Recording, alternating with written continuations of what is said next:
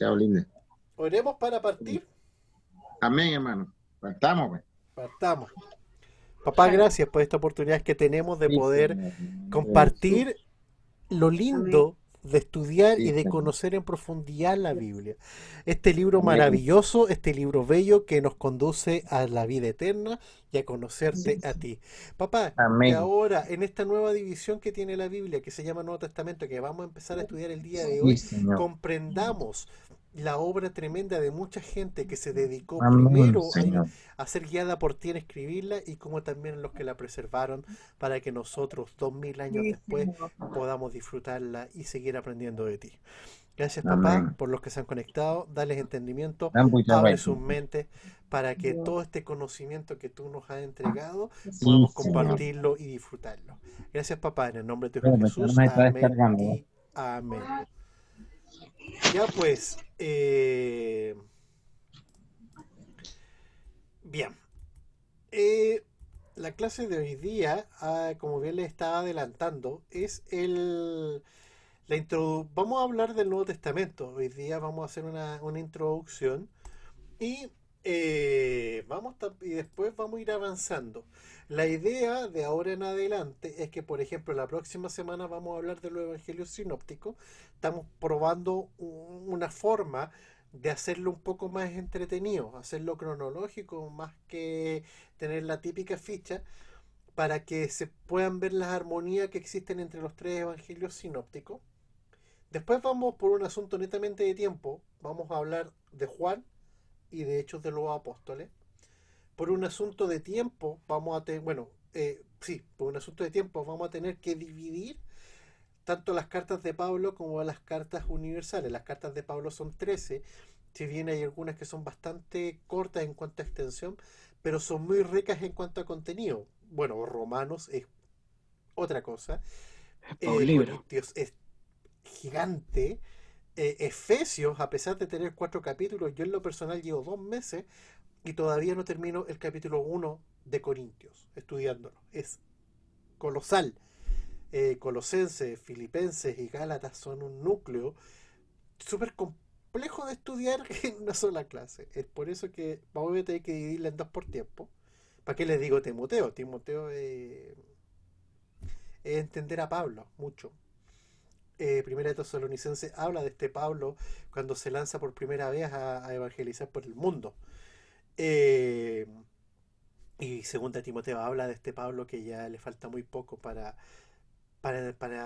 irse con el Padre.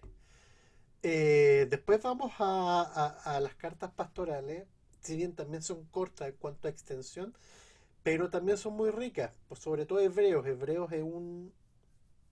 Debiéramos estudiarlo aparte, pero vamos a tratar de no de irlo bien ordenado por un asunto de tiempo y después llegar ya con el Apocalipsis. Hebreos no lo tomarías como carta de Pablo, algunos dicen que él la escribió. En lo personal yo creo que Hebreos es escrita por Pablo. ¿Por qué? Porque de todos los escritores cristianos es el único que entendía a cabalidad la ley judía. Recuerden que Pablo era fariseo, por consiguiente, su conocimiento del Antiguo Testamento era muy amplio. Y aparte de eso, estudió con uno de los mejores maestros que había en la época, que era Gamaliel. Entonces, Pablo tiene este fundamento teológico judío muy bien aprendido. Y tiene que ser alguien que lo maneje súper bien el que pueda escribir lo que está escrito en Hebreos. Así que para mí es Pablo. Algunos dicen que Apolo era un judío, pero era un judío de raíz helena, de raíz griega. Pablo no, Pablo era un judío de raíz judía, criado en Jerusalén. Entonces, él olía a templo. Estudiamos todo por separado. Claro, son como 27 clases, padre. Vamos a terminar a mediados del próximo año. Y la idea no es aburrirlo. La idea es que también preparemos otro ciclo también. Eh, este ciclo igual se nos ha alargado harto. Tuvimos que dividir los libros históricos en dos clases, profetas menores en dos clases. Yo pensé que no lo iba a tener que dividir, pero bueno, se dividió. Eh, Apocalipsis va a ser clase sola. Eso sí, te lo, te lo informo. Apocalipsis va como clase sola, porque ahí vamos a quitarle, a quitarle el susto que genera la palabra. Porque muchas cosas que ocurren en el Apocalipsis se supone que no nos tendrían que pasar a nosotros. ¿Por qué? Porque cuando ocurran esas cosas ya no tendríamos que estar acá. Eh, entonces, y aparte que también está orientado de otra forma. Y como yo creo que es la forma no correcta de interpretarlo, pero sí de enseñarlo, yo creo que les va a ayudar bastante. Así que vamos a darle un giro. Apocalipsis no da susto, así que tranquilo. Bien, esto es la introducción al Nuevo Testamento. Bueno, lo que vimos la semana pasada, hablamos de los profetas menores que tienen su lugar dentro del Antiguo Testamento netamente por su extensión, no por su mensaje. Nos dimos cuenta en dos clases de que había mensajes bastante potentes, bastante importantes, que hasta el día de hoy tienen repercusión, así que es solamente por su extensión que les dicen menores, por nada más. Y ellos hablan del Mesías, de la destrucción de Israel, de los reinos venideros y de otros temas que eran súper comunes en la época. Y aparte, ahí también aparecían visiones puntuales y fundamentales para la historia de Israel y también para la historia del mundo. Así que eso fue lo que vimos en dos clases la semana pasada y la antepasada, porque recuerden que tuvimos un break de fiestas patrias. Ahora, vamos a hablar del Nuevo Testamento. El Nuevo Testamento es la segunda parte de la Biblia y es la base doctrinal del cristianismo. O sea, algunos pueden decir, pero ¿cómo? Si hay cosas doctrinales, igual que nosotros nos traemos del Antiguo Testamento, como los 10 mandamientos y otras ordenanzas. Sí, perfecto. Pero esas ordenanzas, si no hubieran estado puestas e incluidas en el Nuevo Testamento, nosotros no las podríamos disfrutar.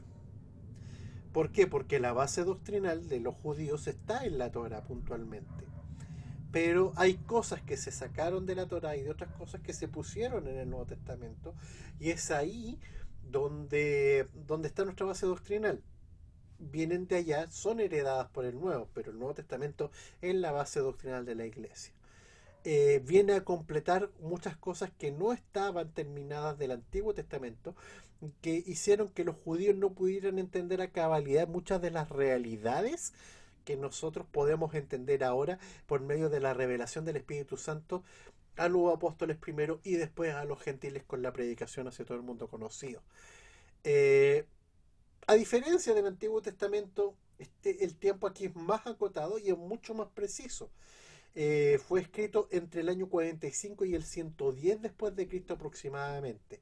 Eh, hay varios estudios en este punto. Hay algunos que dicen que fue escrito entre el año 50, su carta más antigua, y el 95, su carta más nueva, u otros que parten en el 45 y terminan en el 90, u otros que parten en el 50 y terminan en el 101, y así. Yo estoy tomando digámoslo así, los estudios más modernos de la arqueología bíblica basada en papiros más nuevos que se han encontrado en los últimos 20 años.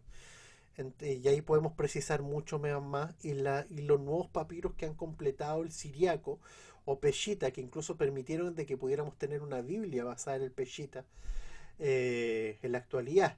Entonces, esos son uno de los manuscritos más antiguos de la Biblia y eso dan validez para que datemos el primer libro del Antiguo Testamento, que es Primera de Tesalonicenses, contra el más nuevo, el último en escribirse, que aunque ustedes no lo creen y según lo que yo he podido estudiar, no es precisamente Apocalipsis, pero sí lo escribió Juan.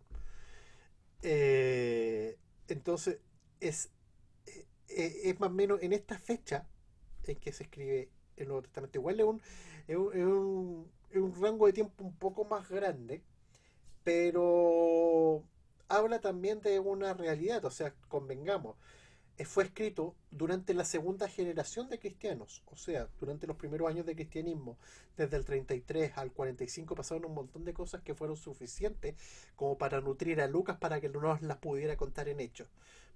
Entonces, entonces es como por ahí Que aparte que por esa época también empieza el primer viaje empieza y termina el primer viaje misionero de Pablo. El primer viaje misionero de Pablo fue bastante más acotado de lo que nosotros pensamos, no duró años. Entonces cuando él incluso ya viene bajando, envía esta carta primera de a Tesalonicense. Entonces hay un montón de cosas que podemos ver y precisar ahora en base a nuevos descubrimientos. Bien. En el Nuevo Testamento se cuenta la venida de Jesús a la tierra, la expansión del cristianismo por todo el Próximo Oriente, el norte de Europa, perdón, el norte de África y Europa.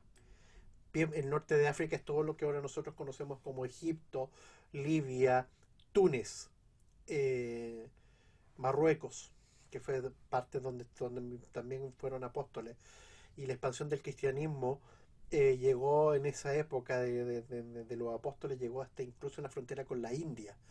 Se dice que Santiago llegó hasta España. Entonces, de verdad que es como casi todo el imperio romano fue invadido por el cristianismo. Las profecías mesiánicas aquí se muestran cumplidas. O sea, todas las profecías mesiánicas se cumplen acá. Acá las podemos ver y acá las podemos apreciar. Bien, los escritores son muy pocos y todos fueron contemporáneos y se conocieron entre sí. Se puede ser entre 8 o 9. ¿Por qué pongo 8 o 9? Por la duda que nos genera Hebreos. Pero si es que uno analiza, o sea, los escritores de la Biblia son Mateo, son Juan Marcos, son Lucas, son Juan, son Pablo, son Santiago, son Judas, son Pedro, más el escritor de Hebreo.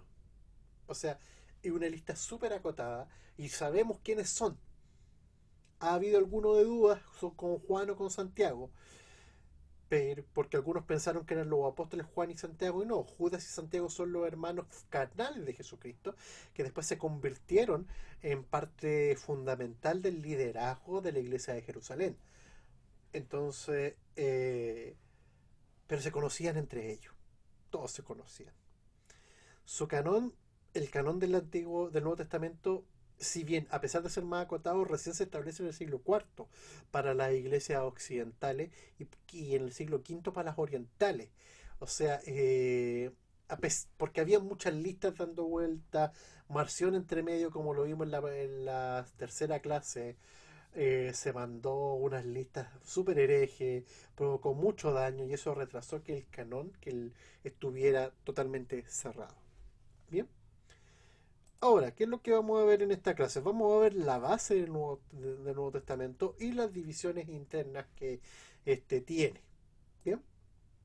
La base del Nuevo Testamento tiene el contenido de que la mayoría del Nuevo Testamento está compuesto de cartas. A diferencia del Antiguo Testamento, que eran poemas, que eran libros de historia, que eran libros de ley, que eran escritos proféticos. Aquí la mayoría del Nuevo Testamento está compuesto por cartas. Algunos libros fueron escritos para ser enviados a otra persona y solo 3 libros no cumplen esa condición de cartas, que son Hechos y Lucas, que esos son solo un bloque. Y también bueno, el bloque ese y los evangelios no cumplen con esa condición de ser cartas. Perdón, me equivoqué. Marcos, Mateo y Juan no son cartas. Ya, pero dame para acá. ¿Qué pasó? No escucho. Bien. Como les contaba, solo 3 libros no cumplen esta condición de ser cartas, que son 3 de los evangelios. ¿Por qué? Porque el bloque el bloque Lucas Hechos es una carta. Si bien no una carta así como epístola sellada, pero es un libro que se hace para ser enviado a alguien. Entonces también podríamos catalogarlo como epistolar, porque recuerden que Lucas y Hechos parte... ¿Cómo? ¿Y qué más? Lucas, Hechos, ¿y qué más? Los 3 libros que no cumplen la condición de ser cartas sí. son Mateo, Marco y Juan. Ah. Eso. Y Lucas también podría, junto con Hechos, que un solo bloque, los podemos considerar también como cartas, como que fueron escritos para enviarse a alguien. Es como un reporte. No es un libro tal, sino que es más bien un informe detallado, es como un prontuario, así súper acabado de un caso. Está súper bien escrito, muy periodístico. Es el bloque Lucas Hechos, es muy periodístico. Bien. Los idiomas, casi todo el Nuevo Testamento fue escrito en griego koiné. ¿Por qué griego koiné? Porque en la época existían varios dialectos. Es como, es como en la actualidad nosotros, por ejemplo, en Portugal se habla portugués, pero en Brasil se habla brasilero. El brasilero es un dialecto del portugués, pero con palabras propias. Los españoles dicen que en España se habla castellano como lengua principal, pero en Latinoamérica se habla español. ¿Por qué? Porque hay muchas palabras, tenemos una base castellana, pero también hemos ido agregando nuestras palabras propias latinoamericanas. Y en Chile hablamos chileno. Bien, pero Mateo fue escrito en arameo. Y es ahí donde viene el primer punto que les quiero compartir. Eh, Mateo, al ser escrito en arameo, automáticamente cambia la forma en que debiera ser textualmente tratado. ¿A qué me refiero yo con esto?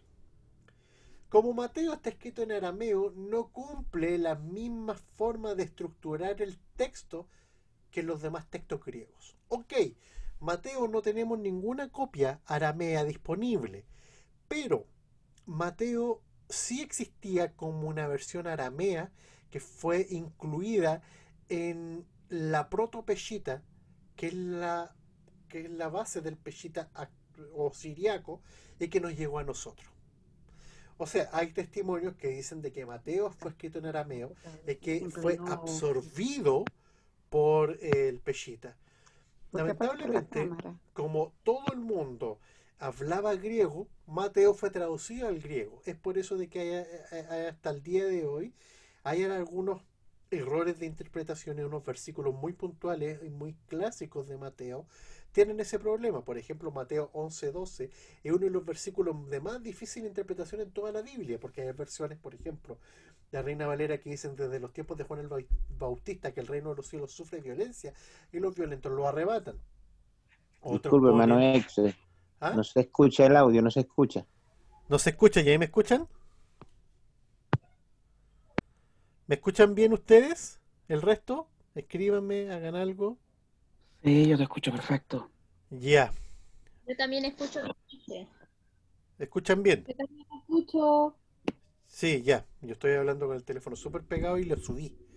Está a todo lo que da el micrófono por Zoom. Así que está...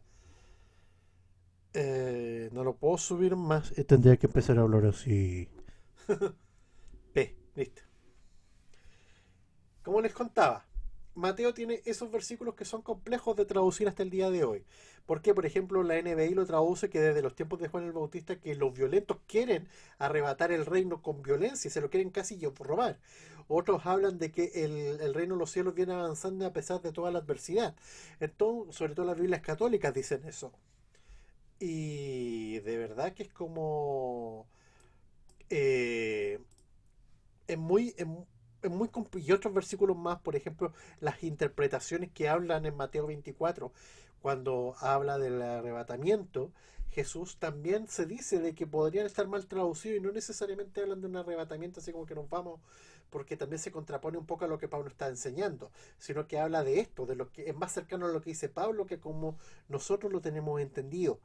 Entonces, el hecho de que haya sido escrito en arameo y después traducido al griego, habla de que ahí algo se perdió. Bien. Eh, Aún hoy existen textos manuscritos fechados como desde el siglo V, que son cercanos a los más antiguos manuscritos completos, en arameo. O sea, es lo que les estaba contando, como la peshita siriaca, o el siriaco, o el peshita, la Biblia arclense y la curetoriana, pero la mayoría de los estudiosos los consideran traducciones del griego. O sea, todas las cartas del todo el Nuevo Testamento tendría una base griega, excepto Mateo. Bien, Sí. Después, los viajes. Entre el año 50 y el 150 después de Cristo, la totalidad del Nuevo Testamento viajó por todas las iglesias. A diferencia del Antiguo Testamento que se leía en Jerusalén, que todo se escribía en Jerusalén, excepto algunas cosas de las crónicas puntualmente, o de los libros de los reyes, o de cuando estuvo dividido el reino y algunas cartas de los profetas se escribieron en Israel y otras en Judá. Aquí la forma en que se armó el Nuevo Testamento fue totalmente en el camino. Estamos hablando de que Pablo escribía sus cartas, por ejemplo, no sé, posiblemente estuviera en las cartas en la cárcel, cuando estaba en Roma, sale una carta a Timoteo que posiblemente hubiera estado en Éfeso, eh, salen cartas para allá, para acá, para allá. El escritor de Hebreos cuando la escribe posiblemente pudo haber estado en Roma. Las cartas de Juan y el Evangelio de Juan no se escribe en Patmos, sino que se escribe cuando él sale del exilio en Éfeso. Eh, y así, es un... durante todo este tiempo, durante 100 años, todas las cartas se fueron pasando de iglesia en iglesia. Por ejemplo, la iglesia de la Odisea le prestaba sus cartas a la iglesia de Corinto, y los de Corinto enviaban las cartas que le habían mandado los apóstoles a Éfeso, a, a Listra, a Derbe, a Roma, la mandaban no sé, a lo que ahora es Barcelona, que antes se llamaba Tarrago, y así volaban por toda, de mano en mano, para que toda la iglesia fueran, recibiendo esta instrucción, y también se empezaron a copiar. Y esto buscaba afianzar la fe de los creyentes de las iglesias locales por parte de su fundador o sus líderes. Es como que Pablo le escribe a las iglesias que fundó, excepto Roma. Roma, la iglesia de Roma no la funda Pablo. Eh, pero, ¿qué es lo que hace el apóstol? Mandar a las iglesias para irle explicando, para irle enseñando. Y después de eso, habían un montón de referencias contemporáneas. O sea, Clemente de Roma conocía las cartas de Pablo. Es más, Clemente de Roma era discípulo de Pablo. Eh, Clemente se dice que pudo haber sido otro escritor de Hebreos, porque él mismo habla en sus memorias de que él leyó las cartas de Pablo, leyó los Hebreos y también leyó alguna forma del Evangelio, que era posiblemente el Evangelio de Lucas. Pero esa alguna forma de Evangelio todavía él no lo llamaba las escrituras como tal. Pedro también referencia las dos cartas de Pablo de segunda de Pedro 3:16. O sea, él ahí dice que hay cartas de Pablo circulando. Entonces, entre ellos se daban referencias. Clemente de Roma fue contemporáneo. Es más, según la tradición católica, el sucesor de Pedro fue Clemente en el papado. Entonces, de verdad que todos ellos se conocían, todos ellos sabían lo que estaba escribiendo el uno del otro. Entonces había una unidad doctrinal y teológica entre los escritores del Nuevo Testamento. Bien, esa es la base. Ahora vamos a ver las divisiones que tiene el Nuevo Testamento, que creo que para nosotros es súper conocido, pero no es malo que las profundicemos un poquito más. Los Evangelios. Esta es la primera división del Nuevo Testamento y es la fundamental para la vida cristiana. Si es que se fijan, tiene un cierto símil con lo que es el Antiguo Testamento. Lo basal para el pueblo judío era la Torá, lo basal para los cristianos es el Evangelio. Los Evangelios están formados por los 4 Evangelios. Estos contienen la vida, pasión, muerte y resurrección de Jesucristo. Y 3 de ellos tienen un contenido similar, que son los llamados sinópticos, que son Mateo, Marcos y Lucas, que son muy similares, aunque con enfoques distintos. El cuarto evangelio, que es el de Juan, habla de una perspectiva distinta a los demás. Es mucho más espiritual y si bien Jesús en los 4 evangelios es el centro, pero Juan va un poco más allá.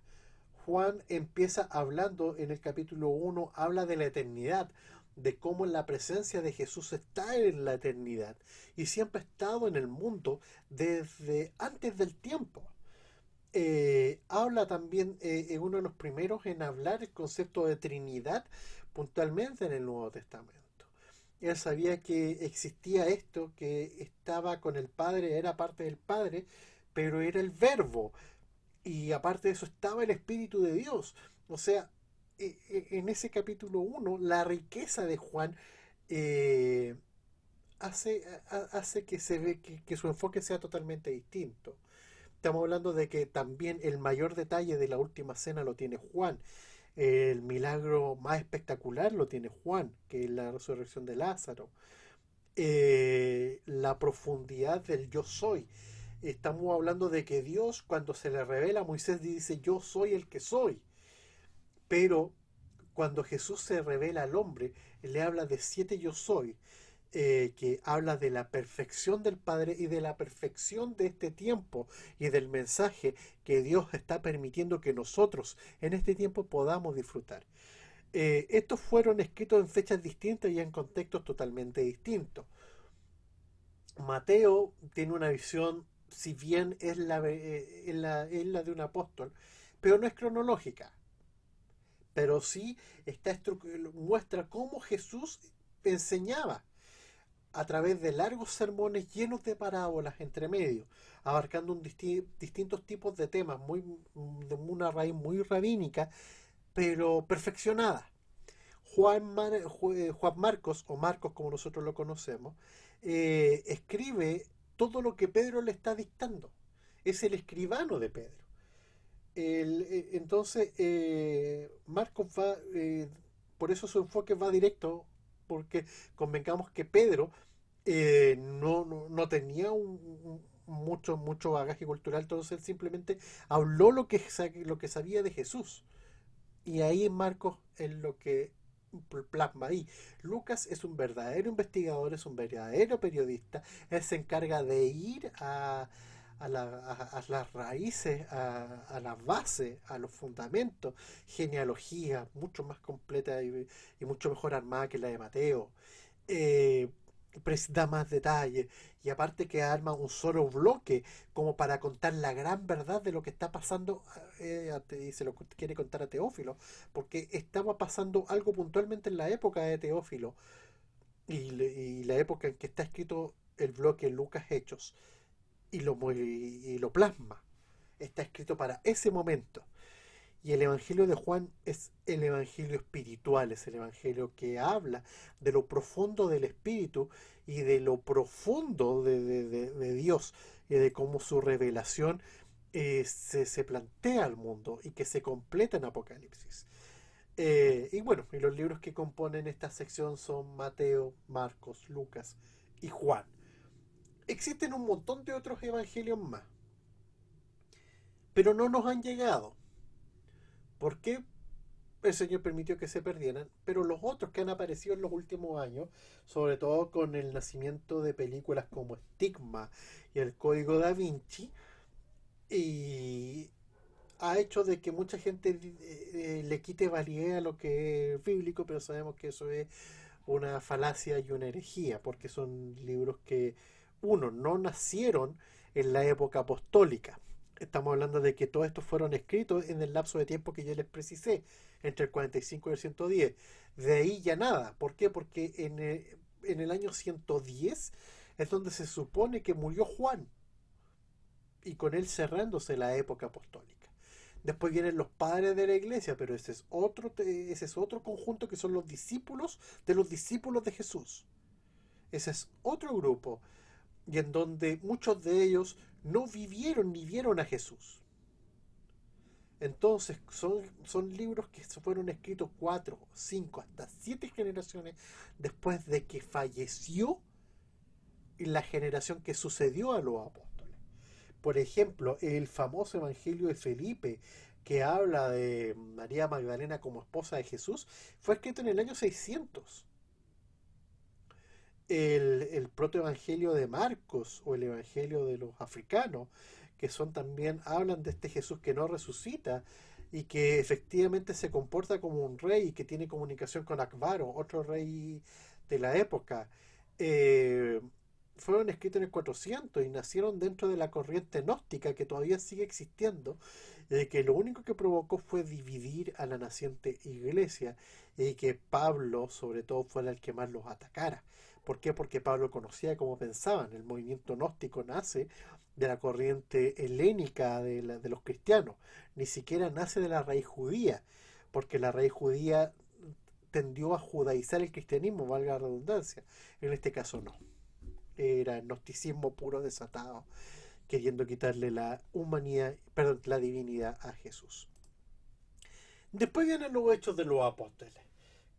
Los hechos de los apóstoles, o actos, como se decían en las versiones antiguas, cuenta la historia de la iglesia desde la ascensión de Jesucristo al cielo hasta la llegada de Pablo a Roma, cuando él pide ser directamente enjuiciado por el emperador, aprovechando su derecho como ciudadano romano. Recuerden que a pesar de ser judío y fariseo, él tenía ciudadanía romana, que vendría siendo el equivalente al pasaporte norteamericano, que es el pasaporte más aceptado a nivel mundial. Era una cosa así. Este libro es la segunda parte del Evangelio de Lucas y forma un solo bloque con él. Es un libro que complementa varias de las epístolas que componen el Nuevo Testamento. Si nosotros lo analizamos y lo estudiamos en profundidad, nos vamos a dar cuenta de los escenarios donde se escribieron cartas como Tesalonicenses, como Corintios, cómo se fue armando también el evangelio, el primer evangelio en escribirse, que fue el de Marcos. Entonces, de verdad que estamos hablando de que Hechos de los Apóstoles es como este tronco en donde se enganchan muchas cosas que fueron escritas durante este tiempo. Como dato, aquí es donde se menciona la elección de Matías y de Saulo. ¿Por qué esta elección? Porque recuerden que los 11 discípulos ya convertidos en apóstoles deciden buscar un sucesor para para completar el número de 12 con el puesto que dejó Judas Iscariote después que se suicida, atormentado por la culpa. Eligen a Matías. Lamentablemente, aparte de la elección de Matías, no tenemos ni una referencia más a él en la Biblia. Y también vemos cómo Saulo de Tarso, con órdenes de ir a destruir este movimiento naciente de cristianos en Damasco, recibe la aparición de Jesucristo en persona. Jesús se le aparece en persona y le habla, lo bota del caballo, lo deja ciego un rato. Y desde ahí que Saulo decide, incluso hasta cambiarse el nombre. Saulo es una helenización de Saúl. Y decide ponerse Pablo, que es pequeño. Porque él se considera pequeño, incluso abortivo. Pero si es que se dan cuenta, Jesús es tan soberano que incluso él elige al reemplazante de Judas Iscariote, que es Pablo. No contiene la historia de todos los apóstoles, así que tampoco esos son los hechos de los apóstoles, pues sino que solo los de Pedro y los de Pablo. Juan es mencionado unas veces más, y todo lo que se cuenta de Santiago, el hijo de Zebedeo, el hermano de Juan, es su ejecución por parte de Herodes Antipas. El primer apóstol en morir fue Santiago, el hijo de Zebedeo. Fue el primero en fallecer de los 12 apóstoles. Y el último, como ya todos sabemos, fue Juan, y el único que no murió martirizado, sino que murió de viejito en Éfeso. Bien. La otra división son las cartas de Pablo. Son cartas que dan fundamento teológico a las iglesias a las que Pablo las dirige. Cada una de ellas habla del pensamiento teológico del Pablo, la cual difiere abiertamente con algunos de los apóstoles originales. De frentón, por ejemplo, en una parte dice, reprendía Cefas. Cefas es el nombre arameo de Pedro. Cefas es Pedro en arameo. Bien, entonces él le dice, abiertamente discrepa con Pedro cuando Pedro se pone a judaizar gente así de frentón, y él lo pone. Él habla otras cosas que están haciendo los corintios, o algunas cosas que difería de otros, y las pone. También sus cartas contienen instrucciones, revelaciones. Acuérdense que cuando, eh, por ejemplo, cuando él habla de Primera Tesalonicenses de lo que viene a posterior de cuando Jesucristo va a venir, es una revelación que él recibe personalmente por parte del Espíritu Santo. Eh, por, ¿Qué más? Otras cosas que fueron reveladas por el mismo Pedro, la forma en que él recibe la enseñanza de la última cena y otras cosas más. Entonces, de verdad que hay muchas revelaciones en las cartas de Pablo. Se han recopilado 13 cartas de Pablo, se dice que hay más. Me están llamando bien insistentemente, me esperan un poco, es la cuarta vez que me está llamando el mismo número. Me esperan un poco, de verdad, espérenme un momentito.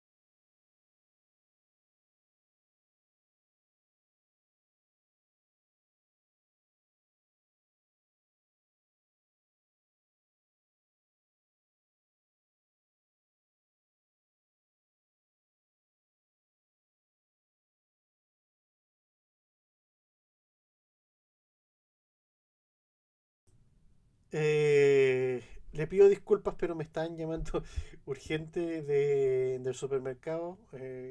Van a llamar a mi esposa ahora, perdón, porque hay algo con el pedido del supermercado. Bueno, nosotros no vamos al supermercado desde marzo, incluso de antes, así que lo pedimos todo por internet. Me están llamando de allá. Volvamos.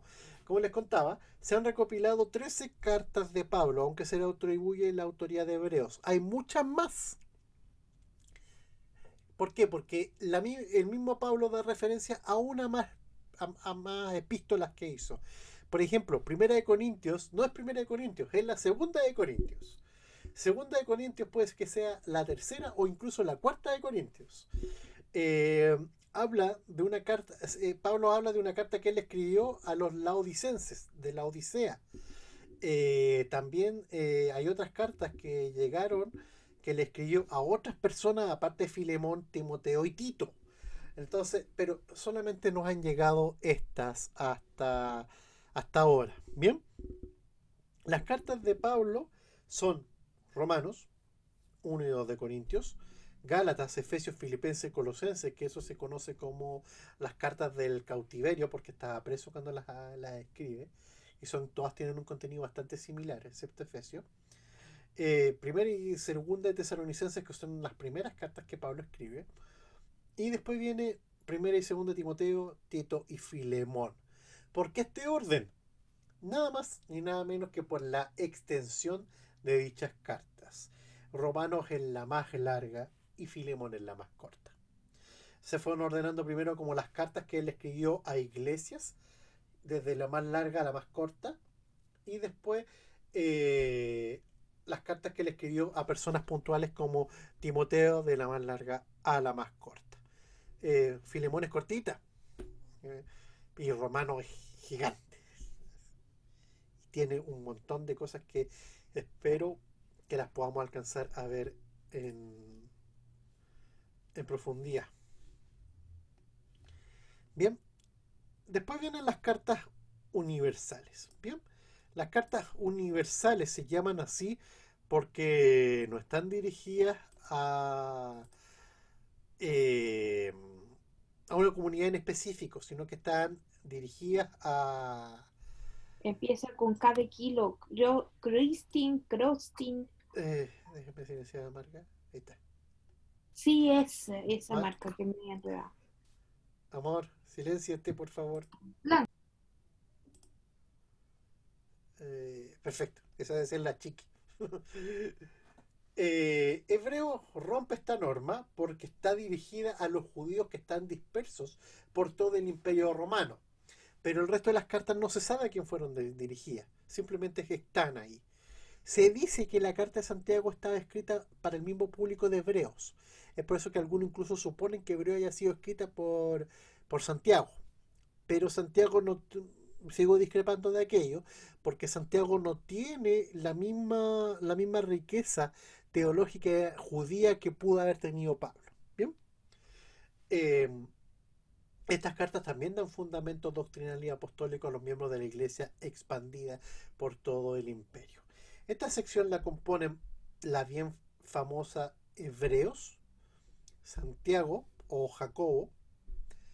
Jacobo, lo que pasa es que en latín Jacobo es Iago. Después escribieron San Yagus. Y de ahí que está la conjunción de Santiago. Así que San Santiago, un pleonasmo, así que es Santiago. 1 y 2 de Pedro, las 3 cartas de Juan y la carta de Judas, que es una de las cartas que más referencias da a este libro que yo les expliqué cuando empezamos a hablar de los libros que quedaron afuera del Antiguo Testamento. La carta de Enoch, Judas la referencia harto. Así que, bueno, si es que se atreven, léanse ese librito. Y después venimos con el Apocalipsis. El Apocalipsis es uno de los libros más estudiados, pero también el menos entendido, a mi parecer, y uno de los que más susto da.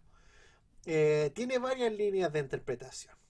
Está el preterista, está el continuista, está el futurista y está el espiritualista. Tiene 4 líneas de interpretación. De verdad que es brutal, brutal la cantidad de formas que han aparecido para interpretar el Apocalipsis. Aunque se le considere profético, es una epístola para 7 iglesias. Es más, fíjense los capítulos 2 y 3 del Apocalipsis cuando empieza a hablarle y darle mensajes puntualmente a las iglesias. El Apocalipsis es una carta que tenía 7 copias y que llegaron a 7 iglesias. Entonces, si bien es una revelación para la Iglesia Universal, es una carta con 7 destinatarios. Eso ya cambia un poco el enfoque para estudiarlo. También existen más apocalipsis. Este es el Apocalipsis de Juan o Revelación. Pero también hay un Apocalipsis de Pablo, hay un Apocalipsis de Pedro. Incluso el Apocalipsis de Pedro se consideró canónico en algún momento. ¿Por qué? Porque fue escrito por Marcos, redactado por su escribano Marcos, pero era Pedro recibiendo la revelación de Jesús. Y eso, como compartía yo con un profesor cuando estudié teología, Jesús no dejó de revelársela a sus discípulos. Se les siguió revelando. Claro, la de Pedro describe el infierno de forma muy específica y explícita, claro, puntualmente, y da referencia al libro de Enoch. ¿Por qué? Porque acuérdense que el libro de Enoch estaba muy presente en la cosmovisión del cielo y el infierno que tenían los judíos, ¿ya? Y que se nos ha heredado en parte. Y de verdad que es súper, súper... entonces, se le consideró canónico. Cuando en la clase 3 lo vimos y les anoté que en esa listita estaba marcado el Apocalipsis de Pedro. Pero ¿por qué no se puso canónico? ¿Cuál? ¿Dónde consigo ese libro? ¿Cuál de todos los libros, Kevin? Sí, yo. No, si sabemos que en Google están todos, pero mi idea... tengan cuidado, porque los gnósticos también están poniendo estos libros. El Apocalipsis de Pedro creo que están en las bibliotecas gnósticas. Está en internet. Pero pégale una revisada. porque a veces los gnósticos ponen estos hilos para pescarte. No sabré yo, los masones se me aparecieron buscando cosas de este calibre en la Biblioteca Nacional y me agarraron. Es para otra conversación. Eh, Aquí a Juan Jesús le revela los hechos que van a venir al final de los tiempos. Habla sobre profecía y el fin del pecado y el establecimiento del reino eterno de Dios. O sea, de cómo la humanidad va a volver a este diseño original con el cual el hombre fue creado. Bien. Es un libro denso, es un libro extenso, es un libro fuerte, pero es un libro que no nos tiene que asustar, al revés, nos tiene que llenar de esperanza, porque el final del libro marca el final de nuestra vida cristiana, que es vivir en esta hermosa y bella nueva Jerusalén. Bien, bueno, ahora les dejo la peor parte de la noche. Tarea. Tarea. Les voy cantando la tarea. Dice, pregunta número 1. ¿Cuántos años demoró el Nuevo Testamento en escribirse? ¿Cuántos años demoró el Nuevo Testamento en escribirse? 2. ¿Qué evangelio se escribió en arameo? Ustedes saben, me va a estar la respuesta cortita. ¿Qué evangelio se escribió en arameo? 3. ¿Qué cartas fueron escritas por hermanos de Jesús? Ahí se las dejo porque hay cartas que fueron escritas por hermanos de Jesús. ¿Qué cartas fueron escritas por hermanos de Jesús? 4. ¿Cuál es la característica más notoria de los evangelios sinópticos? ¿Cuál es la característica más notoria de los evangelios sinópticos? Ahí, expláyense. No quiero... Traten de profundizarme un poco más. 5. ¿Qué libros del Nuevo Testamento no son cartas? ¿Qué libros del Nuevo Testamento no son cartas?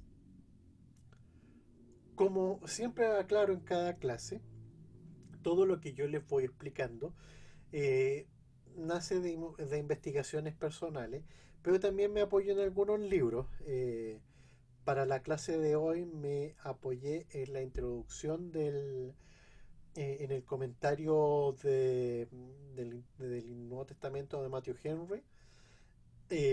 También en otro material de la introducción de la Biblia Dios habla hoy con Deuterocanónico, que fue escrita por el equipo de Sociedades Bíblicas Unidas, y también por un comentario del Nuevo Testamento de la Casa Bautista de Publicaciones, que ya no existe como tal, sino que ahora es Editorial Mundo Hispano. Bien, cuando yo hago estas fichas de los libros, ahí dejo de apoyarme en estas cosas, sino que son también lo que yo he estudiado, lo que yo he podido investigar, más Biblias de estudio como la Biblia de estudio Matthew Henry, como para el Nuevo Testamento voy a tomar algunas cosas de la Biblia de Jerusalén. También voy a tomar de los comentarios muy buenos que tiene la Biblia, la palabra clave, y también de una que es maravillosa y de verdad que me ha ayudado un montón, que es la Biblia para maestros de niños, que fue editada por la editorial del pastor Lucas Leis.